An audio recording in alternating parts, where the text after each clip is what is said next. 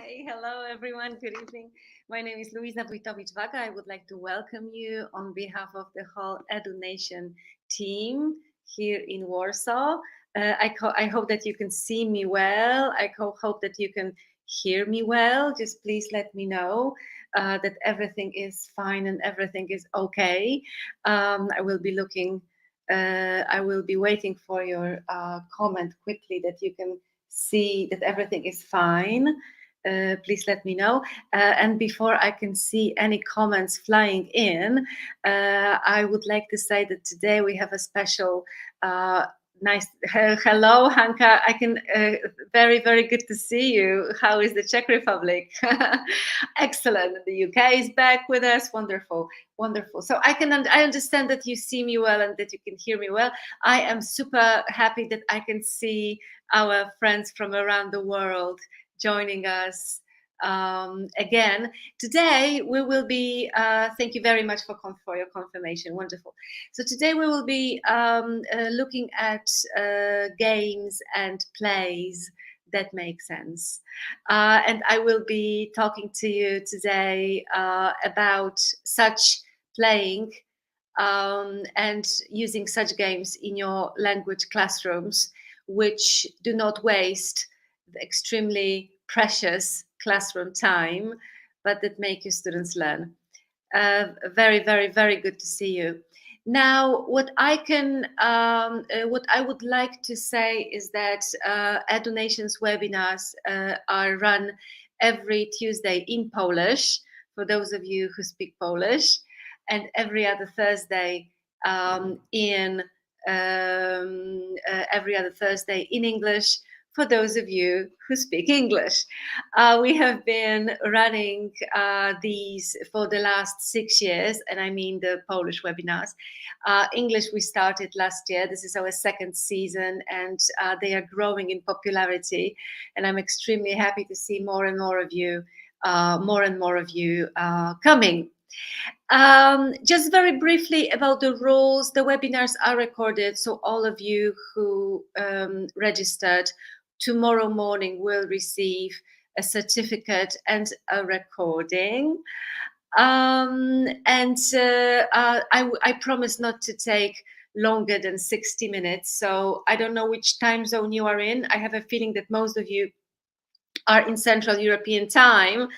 And I'm glad. Thank you very much, Kay, for saying that the webinars are helpful. Our main idea is to make them practical, to give you ideas, but also to broaden horizons. So to not only to give lots and lots of practical ideas, but also to show you how to think about teaching, how to organize your teaching, so that it simply is more effective and makes a little bit more sense. So that's our why, so to speak, to use Simon Sinek's terminology. Very good to see all of you joining us today. So what is a play? Oh, and by the way, one more thing before I start. We have this rule in Edunation's webinars that we pay extra care for the quality of our chat. So sometimes you will see that I reply to things that you say, that you write actually in the chat box. Sometimes I will not have enough attention to both focus on what I want to say, to focus on the slides that I have prepared, and to focus on what you write. So therefore, we push the responsibility for the quality of the chat onto our participants. So please remember that we are all a community of international teachers spelled with capital T. And always when I say that, it results with you being super nice towards each other, helpful, answering questions, and so on. Asking questions, answering questions. So I truly hope that this is what we will be what we will be doing today as well, and you will be doing today as well. All right, so let us start. We will be talking about, first of all, a little bit about the kind of like definition of what what a game and what playing in your classroom means.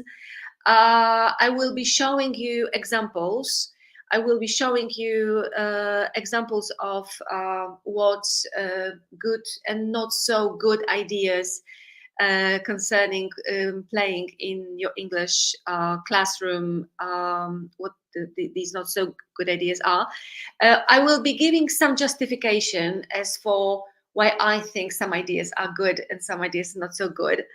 And also, I hope that I will broaden the understanding of what a game or what a play in the classroom is. Hopefully, you will leave today with good and practical ideas, but also new way of thinking about playing and about games. So, what is a play? Play. We understand. Oh, we've got someone from Iceland. Good to see you. Good to see you. Very, very, very happy to see people coming. I don't know if we have had someone from Iceland before. Excellent. I'm super excited now. All right. So, an activity that you do for pleasure. And an activity that you do without a real life aim, in the sense that you decide to organize an activity in your classroom, like I do, because I forgot to say, I am an English teacher. I have been teaching for over 20 years now, all age groups. Right now, focusing more on adults, but I have had experience with very little babies, almost like toddlers, kindergarten kids, young children, young teenagers, and now adults, and business. So all sorts of students who want to play, and sometimes they don't want to play. So an activity that we do for pleasure, also pleasure in the classroom. Why not? But at the same time, it doesn't really have a life aim, in the sense that when we organize a game, when we organize play, typically we don't do that so that it will serve any life purpose, in the sense of teaching us functions, or in the sense of practicing any particular situation. So that would be the how we will understand games and plays. Also, I really like this aspect of the temporary distraction from reality. We have got our classroom realities related to the usage of or our application of course books, some really difficult exercises, or sometimes not so difficult, but still requiring a lot of focus. And then we organize a game or a play so that our students are at least temporarily distracted from their classroom reality. Why not? Why not? And it is an activity that has a beginning. It is an activity that has an end. Now, a language game. So we need to differentiate between a game and a language game. When you decide to have a language game in your classroom, it needs to have a clear aim, obviously, and your aim will be linguistic. Your aim will be, yes, fun, yes, pleasure, but I very much believe that this fun and pleasure is not enough of an argument to decide to apply a game or a play in your classroom. So it needs to have a clear aim, and this aim should be either reinforcement or revision, retrieval, giving more practice, giving more exposition. So before you decide to play or not to play a game or not to play a game, first of all, think, what is my aim? What is my aim? Sometimes we will play to break the ice. Sometimes we will play to build a team. Fine, fair enough. but in most cases the aim should be a language game, and you as a teacher, you need to realize what your language aim is, and it needs to be a challenge. For the game to be a game, it needs to be a challenge, and this challenge is a challenge because we introduce clear limitations. And now the limitations will be time limit, the limitation will be the number of words that a student needs to use. A limitation can be a specific letter that needs to be used, depending, of course, on the type of game or play that we decide to, and so on. There will be different limitations, and these limitations need to be clear for your students. So, for example, now I will give you an example. I really like dialogues, this kind of play in which students need to pretend that they are someone in pairs. But the whole idea and the whole limitation, remember I told you that a challenge is by introducing clear limitations. So the limitation here will be, I give my students 5 individual words, and the play that they need to come up with, the dialogue that they need to come up with, is based only on these 5 words. Gone. Really? Again? Surprised? Now? So what they need to do is they need to show me some kind of a theatrical short scene in which they will be talking to each other, and each of these 5 words must be used. Does it have a clear aim? Yes, my clear aim will be revision of these 5 words, because I just can like imagine right now that all of them were our new words last week. We learned the word gone, we learned the word really, we learned the word again, we learned the word surprised, we learned the word now. Uh, Obviously, your words will be different. And the whole idea is for the students to speak to each other. So it will be like a theatrical play for them. And they need to, and the a clear challenge will be introduced by having to use these five words. And will this be fun? I have done it on a number of occasions, and we had lots and lots of fun. Does this have clear linguistic aim? Yes, it does. Does this have clear, does it pose a challenge by introducing clear limitations? Absolutely, yes. So language games in my classroom, and as I told you, I teach right now, I mainly teach adults and adults in business contexts. I have had a lot of experience with different age groups, but you would say, all right, so now you teach adults, they probably are not so willing to play games. And some of them are not. I will be talking about that in a moment. But I always, with my adult students, I always make sure that the games that they play have a clear language structure aim or vocabulary aim, or when we practice functions, then the game or the play that follows will be always with the focus on these functions. Yes, we do it for pleasure because I believe in happy atmosphere making an impact on the effectiveness of the process. I believe it very much. And of course, we do it with humor, we do it with lots of laughter.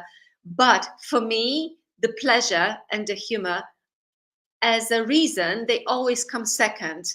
Language comes first. And ideally, if we manage to combine all of these into one, then we are heading for success. So this is a game that I love doing, and it has got lots and lots of different applications. I will tell you one of my applications. Imagine that I have just um, discussed and practiced with my students the situations in which in English we use the present perfect because something has just happened. Something has just happened. So my students will be having this, and I always do it. I love doing this, and there is always lots and lots of really good ideas coming from my students. They will have these words um, presented to them. They can, sometimes I will cut them out, and they will draw their individual words. Sometimes, if this is an online lesson, I will put these words into random wheel in Wordle, and just randomly my students stop, and the wheel stops, like a wheel of fortune style, stops in with one of these words. And when, for example, the wheel stops with the word congratulations, my students will be, the whole idea for them to will be to tell me a sentence with the present perfect in the context of what has just happened. So they will say, my colleague has just had a baby, or something similar. What a surprise! And again, a student comes up with an idea of what has just happened. Thank God, what has just happened. What a shame, what has just happened, and so on and so forth. So now, when you think about any grammatical structure in English, it typically comes with words that are like signal words, that they accompany these structures almost always. When you think about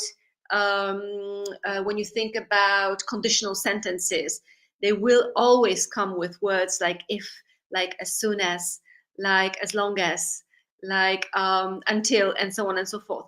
When you think about the present simple, it will come with specific words. When you think about the present continuous, it will come with specific signal words, and so on. So this kind of activity can be done with almost any structure when you think about the signal words. Now, the fact that it is randomized makes the fun a little bit higher and the emotions a little bit higher. It is fun, it is pleasure, but there is a language aim, there is a linguistic aim. So we are not doing this. We are not doing this for just for fun. All right. Now we are doing with my classes. We do a lot of activities aimed at interrupting stories. And what I always do when I choose an activity, an interrupted story is an activity in which someone reads out, or I read out at the beginning of a story, and it stops in a moment in which there is a real need to use a specific tense, a specific structure, a specific tense, a specific structure, specific vocabulary type, and so on. You need to choose this interrupted story example wisely. What I do is I will read out the beginning of a story, or I will play it, or I will ask one of my students to do it. But I will also remember when I told you that there must be a challenge with some introduced limitations. I will say to my students, so now just please finish the story and use these 5 words. Remember these words, we practiced them last time on Tuesday. So please finish the story using these 5 words. Or please finish the story, and in your finish, in the conclusion of this story, my request to you is please use 3 times the past continuous tense, and so on and so forth. So what is important is not that I just ask them, oh, do whatever, be creative and have fun, but I say, oh, do whatever, be creative, but please use these words, this function, this structure, these 3 phrasal verbs, and so on and so forth. The next game that we do will be something that I love doing, but with limitations, and this is the odd one out. A game I will be seeing today, I will be showing you ideas not taken from a methodology book written by a genius, but just very simple activities that I am sure you have all heard of or tried. Now, odd one out is a very simple activity in which you have got 4 or 5 words in a row, and your students need to decide which word does not come with the others. So, in other words, which is the odd one out. But rule number 1, there should never be one correct answer, because it limits your students' creativity immensely. And I am pretty sure that, and I have seen this on a number of occasions. I had an idea in my mind that the odd one out is A, and most of my students have come up with something completely different, but it was just justified and fair enough, fine. But again, the odd one out for me is a perfect example of a game in which you can practice language that needs to be reviewed, phrasal verbs that need to be reviewed, grammatical structures that need to be reviewed, and so on and so forth. So not just the odd one out for the odd one out's sake, but so that there is a language aimed to it. Again, what I love doing is activities with adding a word, like this one, for example. So I really like doing this with my students. I put just 1 or 2 words on the board, or if I have an online lesson, it will be done on a Jamboard, for example. So the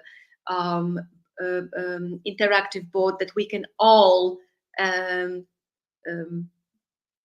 a joint way, that we can cooperate by creating. And so I send my students a link to a Jamboard, and they join me and they create these sentences. And I say, okay, so we have got these 2 words, and now please, each of you add a word one by one. But our limitation is these must include the 2 tenses. At the end of the whole exercise, the whole sentence must include 2 tenses that we practiced last week, for example. And now another activity which I really like doing is removing a word. And hold on. Oh, here it is. So I give my students a text. Ideally, this text is in my classrooms something that is a review text. So by that I mean we have already done this text, we have already read it some time ago, and I come back with this text with a completely different task, and that is, I ask my students to work with the text and limit all the words which they think are not necessary for the whole, so that the whole message in this text stays the same. And this kind of activity makes your students think much deeper about the text, much deeper about the generally the idea of language review, and they like it, and they think it is fun. So why do we play in the classroom? First of all, we want the lessons to be enjoyable. We want our students to have pleasure. But games motivate your students to participate actively. But most of your students, not all of them. And this is one of the reasons in which I very often, when I observe lessons, I go quite often to observe language lessons conducted by my colleagues, by my peers, by teachers that I have in my teams. I always take a look at the quality of the game, and I evaluate the game that the teacher is asking students to participate in with some specific criteria, and I will show you these criteria in a moment. So games, yes, they do more, and playing, it does motivate your students to participate actively, but please pay extra attention and look does it really motivate all of them? Does it really activate all of them? And obviously, games create a wonderful opportunity to speak and to produce language if their aim is to speak and to produce language. So there are reasons in which, and there are situations in which it is better not to play, and it is better to make a decision that, well, maybe it's not the best choice right now. There will be students, and I have seen such students, and I have had such students in my classrooms, especially the older ones. But I have always, someone told me a couple of days ago about teenagers that were behaving in a similar way. So some students will see play as trivializing language. And by this, what I want to say by this is that I myself had a student who said, and this is a quote, "I have not come here to play." I, first of all, I was quite sad that someone can have such serious, maybe that's the best word, serious attitude to education. But that was the way he was, and what I did was I was not forcing the student to play games with us, but I was looking at what the quality of the of all of these kind of like playful activities, what the quality of these activities was, and I was making sure that I do not call these activities games, and I do not call these activities plays. So I was just inviting my students to the next activity. And in this activity, we will be talking about, we will be pretending, we will be trying to explain, we will be trying to find, and so on. So I took extra care in what kind of language I used when I was introducing the games and the plays. Now, so that this is one of the one of the reasons in which some of the teachers I know, and I would be included in this group, decide not to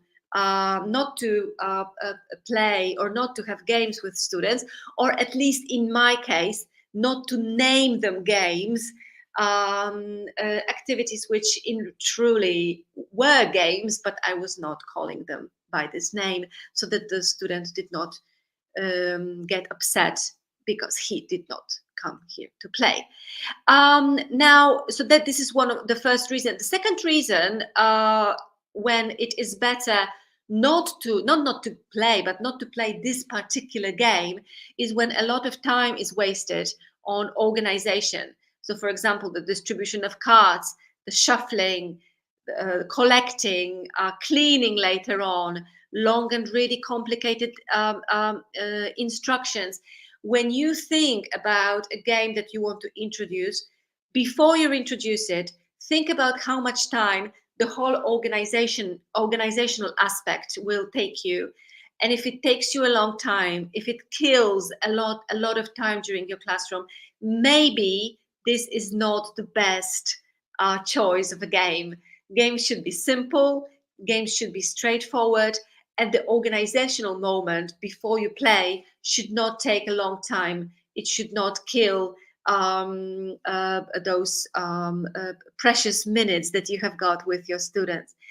The third argument for not playing, although I just want to stress that I really like playing and having games in the classroom, but there are arguments. So the third against. So the third argument will be how many students are actually involved. And if you have games in which the out of 10 people, 2 play and the rest is watching, doing nothing, then probably the choice of a game has not been the best. And when you analyze the game, and this game does not lead to any real learning, any real retrieval, any real language development, then probably this game could be replaced with a different game if you really want to play, but the one that will not trivialize learning, the organization and the introduction of the game, and then the cleaning will not take ages. All the students, or almost all students, will be involved, and they will lead to learning. And now, quoting my guru, and my guru is Penny Orr, and there is no bigger guru as for language teaching as her, in my opinion. She was showing, and I was the theoretical or hypothetical student that she would have in her classroom. It was me in one of the conferences that Edunation had, and she was showing how much time you kill in your classroom when you play a game that is all teachers' favorite. And obviously, I want to quote Hangman here. So Penny Orr was showing, and I was the student, the pseudo student that she wanted to play on with the example of how much time guessing a word with Hangman, when you play Hangman, takes. And it took me about 4 minutes, we counted it, to guess a very, very simple word. And all the people in the conference were watching. So everyone was obviously feeling super sorry for me because I was the Penny Orr student. But I guessed in the end, but it was very stressful. Well, maybe not so stressful, but the whole idea is that Hangman, that we all like so much, or at least most of us, kills a lot of time. Only one student typically is playing with the teacher. The rest is watching, doing God knows what. We don't know what, but definitely not producing any language, basically waiting for this poor student to finally guess or to be killed.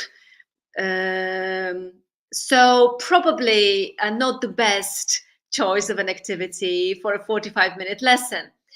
However, there is an activity that also Penny Orr was showing, and I am showing you this because I really love doing it, and I was super happy that she decided to show it in a conference, something that I absolutely adore doing with my students.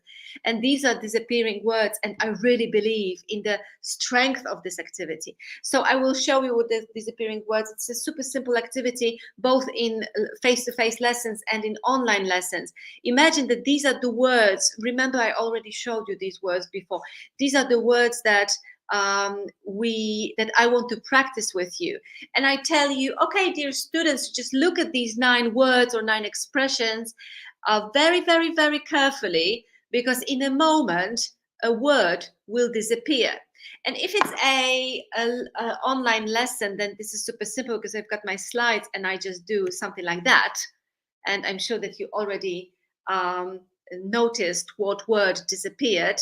Just please let me know in the chat what word disappeared.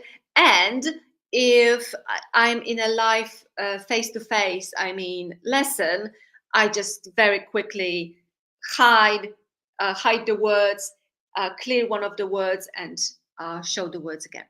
So the students guess, as you, I hope, will in a moment guess what word disappeared. I need to be super patient because there is time lapse between what I say and what you see, like 30 seconds. So yes, Eva, excellent. Thank you very much. Olga, super. All right, there is a new word. Disappearing. What word was it? And I will only wait a second, and then I will show you more, because with this time lapse, it doesn't make a lot of sense. So let me wait. What word disappeared now? First was congratulations. The second word was I'm sorry. Yes, Eva. Excellent. Wonderful. All right. Eva is the fastest participant today. All right. Now, and then another one disappears, and then another one disappears, and then another one disappears, and so on and so forth. At the end, we have got all the words disappeared. And we have all the words disappear. And what I want my students is I want them to retell where each of these words or expressions were by memory.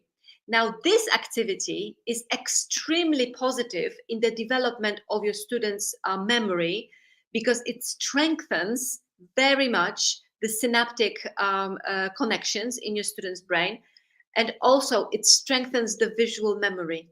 So this activity, it is extremely super simple to introduce. It doesn't need any genius, any teacher genius here, although we are all geniuses, of course. But the power of this activity from the brain and the memory strengthening point of view is wonderful. It's just great, and so I recommend it very, very, very much. So now I told you that when I come to observe lessons and I see a game, I will evaluate this game with the following questions. So I ask in the feedback conversation with teachers later on, I will ask my teachers the following questions. Was it really a game and how do we know that it was a game? Did it have all the qualities of a game that I told you about at the beginning of today's webinar? How many students participated and for how long? Do you think that, and then I name students. So I say, and Christoph, did Christoph participate? Did Tom participate? Did Ola participate? Did Eva participate? And so on.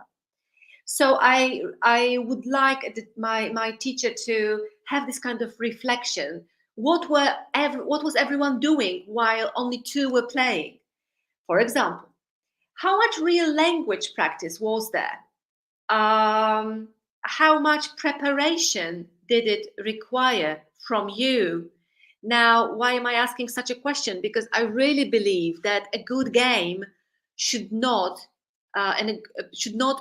require a lot of preparation on teacher's part. There are games that will be almost nothing to prepare, but their power, their educational power will be, and the developmental linguistic developmental power will be super. The power will be powerful. It will be super strong. So what I would like to encourage all teachers to think about such preparation, which will not require from you endless copying, endless cutting, endless gluing, endless laminating, and so on and so forth, because I just don't see that in a lot of situations this transfers to any more quality of what is happening in your students' heads and in your students' brains.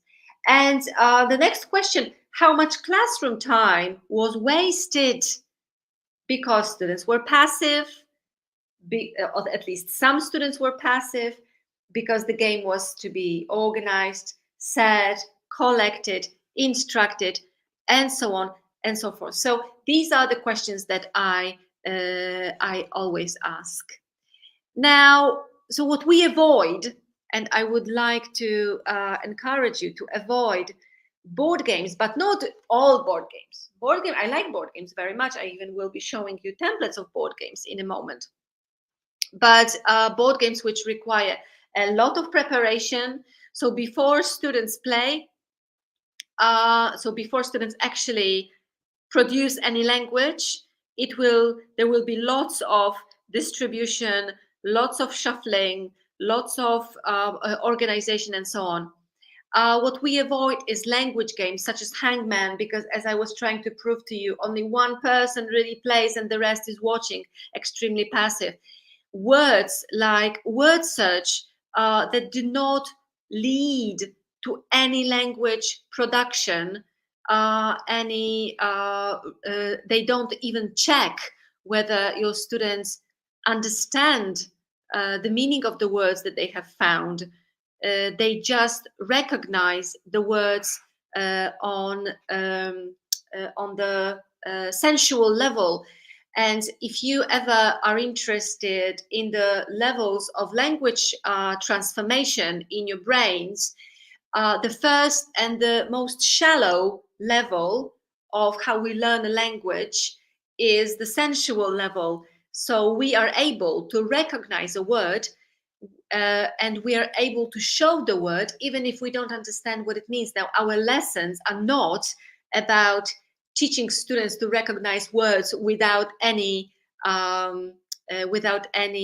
further transformation, any further discovery of meaning, and so on.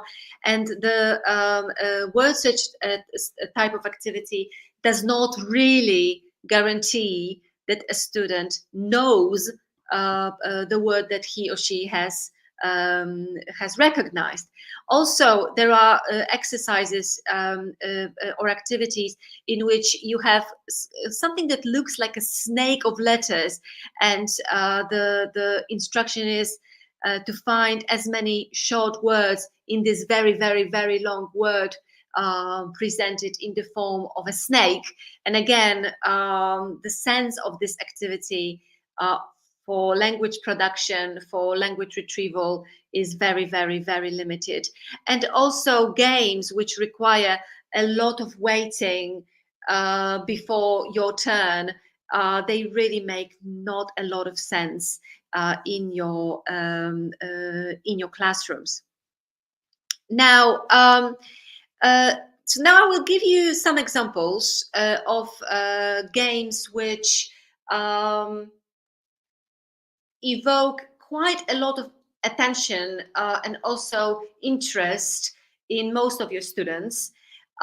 So games or activities, plays in which your students are shown a picture or a sentence just bit by bit, and their task is to guess what the picture shows. This kind of activity makes your students, first of all, interested, very much intrigued, and all of them involved on a very, very similar level. What is in my bag? Why is it in my bag? Again, all activities, all games which involve guessing, especially for younger students, make quite a lot of sense. Now, what I personally like doing very much is all activities which involved raising the creativity level of your students. Some of you might know this about me, some of you not. I am absolutely fascinated with the topic of creativity and raising the level of creativity in both teachers and students, and quite often there are creativity training sessions organized by me. So all examples such as game examples or play examples, such as how to use a paper clip in 10 ways, or how to use, and here what I like doing is I like putting in 10 ways to use this word that follows will be a word that we have just learned or that I want my students to review. So if we have just had vocabulary related to office objects, then I will take an office object and I will ask my students to come up with 10 ways to use it. So on the one hand, we raise the creativity level and we have fun, but on the other hand, they practice and review vocabulary, and this vocabulary simply stays in their brain for longer or forever. Guessing the blurred pictures, coming up with reasons to buy something, or coming up with things that you would do with $1 million. Now, when I do these kind of activities, they will always, I will always ask my students to do something extra. So first of all, raising the creativity level. Second of all, I will always ask them to write at least 5 sentences, or I will say, use 3 words from the list that you see on the board, or I will say, open your course book on a random page, choose 5 words from that random page, but ideally something that we have already covered, and put it in your story, put it in your explanation, put it in your answer, and so on. So the requirement and the instruction is not only be creative, but also be creative and use the language that I would like us to practice. And my students really enjoy doing this, and so I hope yours will too. Also, for quite creative, creative dialogues, creative improvisations. For example, finding an alibi for. Now, I really like this when we do activities as follow up of texts or of listening. So even with my business students, a week ago, we were discussing career fairs. And we had a listening activity which was taking place during this career fair. And then we have come up with a situation that one of the candidates has not appeared for a job interview after this career fair. And all my students were trying to find an alibi for him. Now, what this does is we very much strengthen the language that we practiced during talking and listening to the career fair situation, but at the same time, it raises the creativity and we just simply have fun. All activities related to pictures, like dictating picture, and by dictating picture, I mean, I see the picture, you don't see the picture, and I dictate it to you so that you draw it, and we are trying to make it as similar to the original as possible. Describing with a time limit, so the limitation which constitutes a challenge is extremely important, comparing with a different picture. And something that, in my opinion, A, requires almost no preparation, and B, is, in my opinion, the most versatile activity type and fun type ever, is find someone who. I said in one of the training sessions some time ago that whoever came up with this activity many years ago should be given the Teacher Nobel Prize, because find someone who is an activity in which, of course, we don't want to be using the same activity in every lesson, but if you wanted to, you could practice grammar, any kind of grammar with find someone who, any type of vocabulary with find someone who, all expression types, all phrasal verbs, all structures, practically everything. So I'm sure that I don't need to introduce find someone who to you, but please don't forget, when you want to come up with something with the wow effect, I always think, do I want to have my wow effect if I can organize a find someone who? So even with this career fair that I told you about a minute ago, situation, I would be able to come up with at least 10 different instructions, find someone who, to review the vocabulary and the structures that we learned and we practiced when we were listening to the interviews during this career fair event. So don't forget about this. Don't always look for new type of games or fun type of activities when you have something that is old but really makes a lot of educational and language strengthening power. And what I would like to say is that really anything that you come up with could be a good language play, good language play, good language game. This is something that I come up with before every lesson. I am thinking about how to make my students be a little bit more involved and be a little bit more challenged with answering my questions. So for example, I will ask them questions, but my extra instruction will be, your answer must be false. Or I will ask them questions and my extra instruction will be, your answer must be a question. You know how much fun we have with the second one when I say, so now I will be asking you questions concerning the vocabulary from last lesson, but your answer must be a question. And this is something that my students absolutely adore. And there is lots and lots of really, really good fun and good laugh when we do that. Now, next idea, your answer. So I'm asking them a question, and my extra challenge, my extra instruction is, your answer must be negative. Your answer must have exactly 7 words. Your answer must not have the letter L in it, and so on and so forth. So now sky's the limit.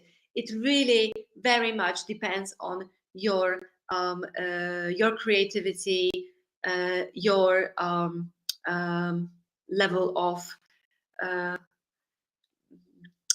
I don't know, innovativeness, or just however innovative you feel about the instructions that you give. So to sum up, games and plays, yes, absolutely. Let's do them. Let's play them, but don't play just for the playing sake. Don't have games just because games are fun. They should give lots of language production opportunity, also language retrieval opportunity.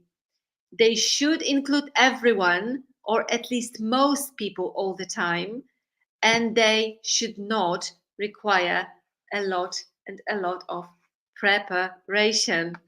And now, what I would like to say to you, because I promise that I will not be talking for longer than 60 minutes, because I understand that it's late evening or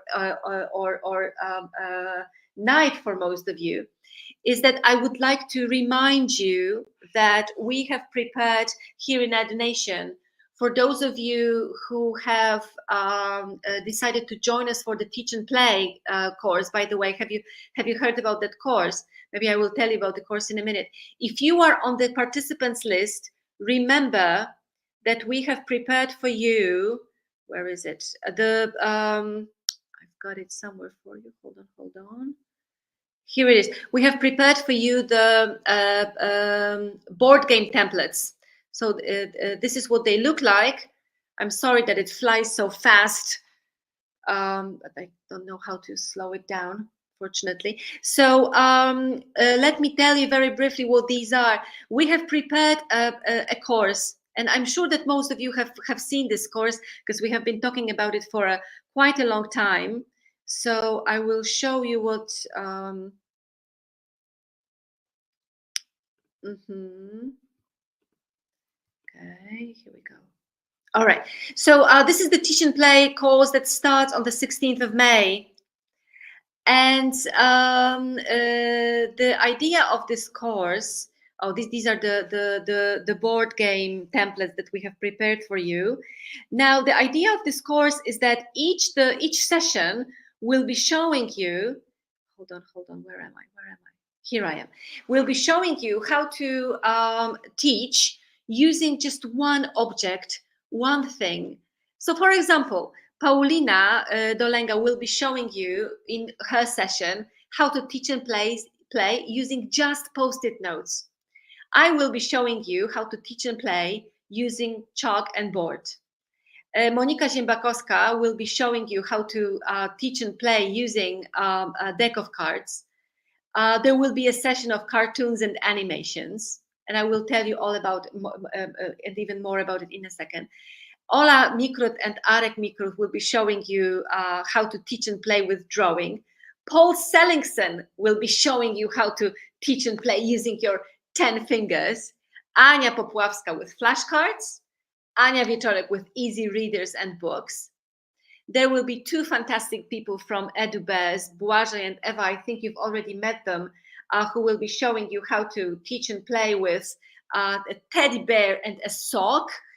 Natalia Tengowska will real stuff.